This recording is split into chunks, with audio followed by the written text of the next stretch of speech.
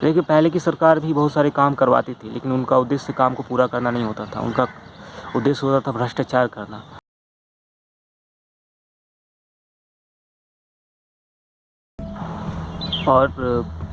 और भी क्या है कि जैसे हमारी सरकार में जिस तरह से बहुत सारे एक्सप्रेस वे बनाए गए हैं, कम्युनिकेशन बढ़ा है। इससे क्या होगा कि व्यापार में सुविधा हो गया है। जब लोग कनेक्टेड होंगे पूरे देश में, दुनिया से कनेक्टेड होंगे जैसे-जैसे तो हम अपना कारोबार कर पाएँगे अच्छी तरह से। और इलेक्ट्रिसिटी एक बहुत बड़ा मुद्दा था, जो पहले की सरकारें बिल्कुल ही मतलब इलेक्ट्रिसिटी चोरियाँ होती थी। आज जो है कि घर-घर में हमारा वायर पहुँचा है, सभी को मीटर दिया गया है, फ्री कनेक्शन दिया जा रहा है और सब लोग जो है ईमानदारी से अपना काम कर रहे हैं और अपना कारोबार कर रहे हैं। बिजली लगभग 18 से 19 घंटा, इसमें किसी को शिकायत नहीं है। बिजली लगभग जो है 24 घंटा में 18 से 20 घंटा रहता है हर क्षेत्र में बिजली। और अब जो है लोग खुल कर के अपना कारोबार कर सकते हैं और ये बहुत ही ज़रूरी चीज़ था, क्योंकि अब दुनिया बदल रहा है। हम डिजिटल हो रहा है, टेक्नोलॉजी आ रही है, मशीनें और सब पर निर्भर हो रहा है, मतलब शरीर से काम कम होते जा रहा है। ऐसे में बिजली एक बहुत बड़ा मुद्दा है, जिसे सरकार ने सुनिश्चित किया है। और वो बिजली की चोरी जो पहले बहुत ज़्यादा होती थी, उसे भी अब कम हो गया है। अब लोग जो है ईमानदारी से अपना बिजली जला रहे हैं, ईमानदारी से अपना। पहले क्या है कि बिजली चोरी का मतलब क्या है कि लोग अथाह बिजली ऐसे ही जलाते थे और उसका चूँकि उनको पे तो करना पड़ता नहीं था, तो उसको महत्व नहीं समझ में आता था कि बिजली कितना इम्पोर्टेंट है। लेकिन अब क्या हुआ है कि बिजली आ भी रही है और लोग उसका मीटर लगा हुआ है, तो लोग उसको समझदारी से यूज़ भी कर रहे हैं। तो ये बहुत बड़ी सफलता है सरकार की। और जैसे कि मैंने बताया रोड जिस तरह से हाईवे खोले जा रहे हैं और कितने कम समय में एयरपोर्ट हो, चाहे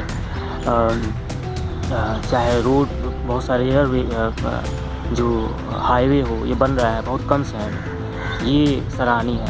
लेकिन पहले की सरकार भी बहुत सारे काम करवाती थी, लेकिन उनका उद्देश्य काम को पूरा करना नहीं होता था। उनका उद्देश्य होता था भ्रष्टाचार करना।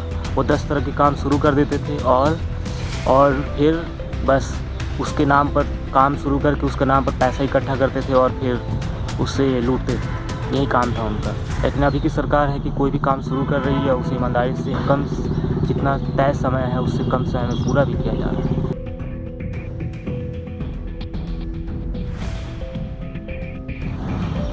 और अगर उत्तर प्रदेश की बात करें तो उत्तर प्रदेश का पूरा चूँकि यहाँ पर जातीय जो एक सत्ता है, वह जाति-पाति के अनुसार जो है यहाँ की जो पॉलिटिक्स है बहुत ज़्यादा प्रभावित होती है, क्योंकि हमारा उत्तर प्रदेश में विभिन्न तरह की जातियाँ निवास करती हैं। तो इससे क्या होता है कि जो लोकल पार्टियां हैं वो अपने कुनबा को लेकर के अपने निजी स्वार्थ के लिए क्या करती हैं कि लोगों को बरगला करके उल्टा-पुल्टा समझा करके लोगों से अपना जो है कि अपना निजी स्वार्थ को साधती है। उनका जो है मन इतना बड़ा नहीं होता है कि वो पूरे देश को और पूरे क्षेत्र को लेकर के सोच पाएँ।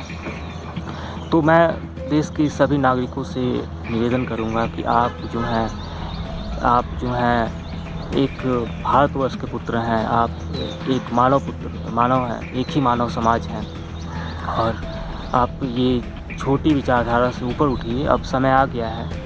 अभी हम आप 21वीं शताब्दी में आ चुके हैं, जहाँ पर जाति-पाति बहुत सारे राज्यों से ख़त्म ही हो चुकी हैं, लेकिन हमारे भी उत्तर प्रदेश में जिस तरह से प्रभावी है, तो चाहिए कि सभी लोग, जो कुछ लोग हैं जो के अंदर अभी भी वो है कि मैं बड़ा हूँ, मैं उनके साथ नहीं बोलूँगा, उनके साथ नहीं खाऊँगा, ये सब भावनाएँ हैं, ये बहुत ही हद तक पॉलिटिक्स को प्रभावित करती है। तो आप लोग भी अपना व्यवहार बदलिए, सभी को अपना भाई समझिए और सबको एक साथ लेकर के चलने का प्रयास कीजिए।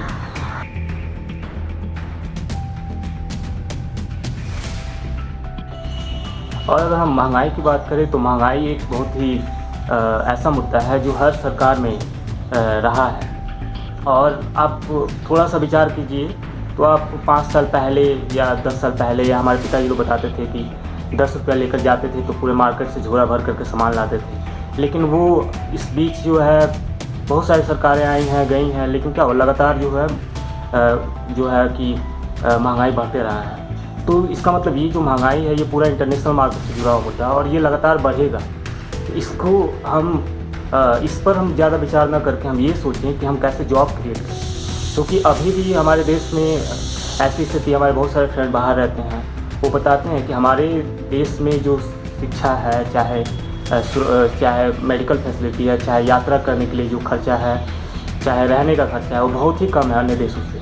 इसका मतलब यहाँ बहुत ही सस्ता है अन्य देशों से। तो जब पूरे तो ये कम नहीं किया, लेकिन हाँ, इसके बदले हम ये कर सकते हैं कि हम जॉब क्रिएट करें। और जॉब हमारे राज्य में क्रिएट हुआ है, क्योंकि जिस तरह सुरक्षा मिला है, जिस तरह से ऐसा माहौल बना है, जिससे क्या हुआ कि नए स्टार्टअप खोले जा रहे हैं, कम्युनिकेशन बढ़ा है, रास्ता बने हैं, रोड बना है और नए हाईवे खोले जा रहे हैं, जिससे क्या हुआ है करंट बिजली जो है अब लगातार हमारे 20 घंटा 18 घंटा 20 घंटा रह रहा है। इससे लोगों के घर में जॉब क्रिएट हुआ है। अब क्या हुआ है कि लोग जो है जॉब कर सकते हैं और अपना घर चला सकते हैं। और ये चीज़ तभी संभव हुआ है जब सुरक्षा आया है देश में, और जिसे बखूबी हमारे मुख्यमंत्री ने बहुत सुंदर ढंग से निभाया है। सुरक्षा एक मुहैया कराया है कि सभी नई कंपनियां, बहुत सारी फैक्ट्रियां बन रही हैं, लोग अपना स्टार्टअप कर रहे हैं। तो हम जो महंगाई है उसे रोक नहीं सकते हैं, क्योंकि ये महंगाई लगातार ये कांग्रेस के काल में भी, सपा के काल में भी, बसपा के काल में भी लगातार वो बढ़ेगा और बढ़ेगा, क्योंकि ये इंटरनेशनल मार्केट से जुड़ा हुआ मुद्दा है। लेकिन हम जितना हम अच्छा जॉब क्रिएट करें, लोगों का कारोबार को हम बढ़ने में सहायता करें, लोगों का खेती जो हो रहा है उसको हम बढ़ने में सहायता करें, बिजली हम दें, सुरक्षा हम दें, अगर ये सब कर दें तो लोगों को इससे कोई फ़र्क नहीं पड़ेगा। लोग अच्छी तरह से अपना कारोबार ईमानदारी से करेंगे और अच्छी तरह से जीवन भी जिएंगे।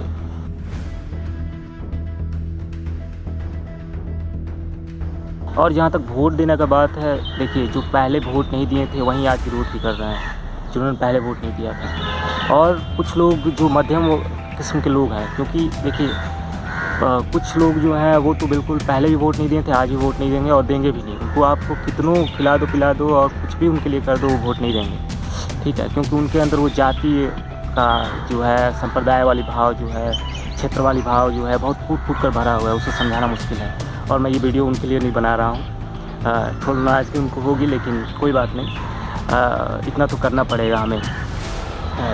और मेरा ये हक भी है अपने बात को रखने की। हाँ, तो ठीक है, वो लोग तो नहीं देंगे, लेकिन क्या है कि जो मध्यम वर्ग है, हाँ, वहीं और जो समझदार वर्ग है वो भी बीजेपी को ही देगा। मुझे पूरा पता है कि जो समझदार वर्ग है वो हमेशा बीजेपी को वोट देगा। लेकिन अब जो मध्यम वर्ग है, जो कि 60% है, 20% समझदार समझ लीजिए, पढ़े लिखे लोग, और 20% अगर हम जो कम पढ़े लिखे लोग हैं उनको हटा दें, और जो जाति से प्रभावित हैं उनको हटा दें, तो 60% लोग जो हैं, जो जिन्हें हमें ज़रूरत है उनके तक पहुँचने का, उनके तक पहुँच करके उन्हें समझाने का, जो इंतज़ार कर रहे हैं, और वो जिधर झुक जाएंगे वो जीत जाएंगे। अगर वो जाति के आधार पर बढ़ जाएंगे तो जो इस तरह की पार्टी और इस तरह के ये वोट जीतेंगे। जो थोड़ा सा अब ये लोग जो हैं, इनको हम जा कर के समझाएँ कि जो मैंने अभी बात की, कि चाहे वो बिजली पानी का मुद्दा हो, चाहे शिक्षा का मुद्दा हो, चाहे वो नौकरी का मुद्दा है, अगर हम इसको लेकर के समझाएँ लोगों को, तो डेफिनेटली आने वाले जो पूरा वोट का पैटर्न है वो बदल जाएगा। और सब लोग हम एक अच्छी सरकार के साथ आगे बढ़ पाएंगे। और इतना कह कर के धन्यवाद। और इस चुनावी महोत्सव के लिए फिर से आपसे आग्रह करता हूँ कि आप जाइए, वोट देने ज़रूर जाइए और लोगों को जागरूक कीजिए अपने स्तर पर, क्योंकि अब वो केवल आगे आने वाले और 10-20 दिन की बात है। उसके बाद फिर जो है वो तो है ही, जो भी सरकार होगी लोगों के द्वारा चुना गया सरकार को हम अपना मानेंगे ही। हाँ, लेकिन मैं चाहता हूँ कि आप लोग ज़रूर प्रयास कीजिए, अपना एक प्रयास ज़रूर कीजिए। ठीक है, धन्यवाद।